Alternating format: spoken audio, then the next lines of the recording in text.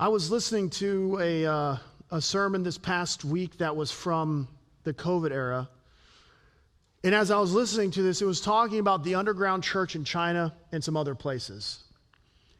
And they said that the biggest item that destroys the persecuted church, the underground church, and there was a story in Romania back in the days when they had to go underground, in which two congregations started to slander each other. The government found out that there were two congregations of two different churches, and they came in and they arrested both congregations.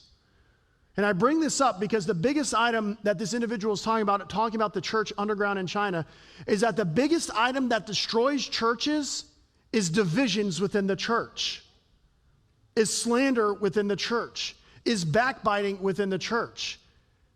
And so he said that the number one principle Christians need to understand is to be quiet. Because why is it that there are divisions among us? James talks about this. It's ego and it's pride. And what John is showing us here is the antithesis of ego and pride. If I believe that I am worthy to tie the sandal, if I believe that I am smart, if I believe that everyone should come to me for my knowledge, I have ego at play, I have pride at play.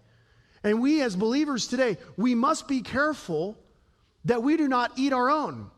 Again, another quote that I heard this past week is that we as Christians, if you want to view us as a Christian army, which I love that motif, the Christians are the only ones that shoot their own wounded. Is that not true? When some new drama comes out, are we not like, oh, did you see that? Oh, I can't believe that. It's almost like there's excitement. When instead we should be designed for restoration and reconciliation. That's your brother and sister. Be careful with how you let your pride and your ego drive your word. He is saying that anything that I have that you see is only because I am trying to make straight the way of the Lord. If more Christians try to just make straight the way of the Lord, if more Christians try to live their own path, you would not be so concerned with everybody else.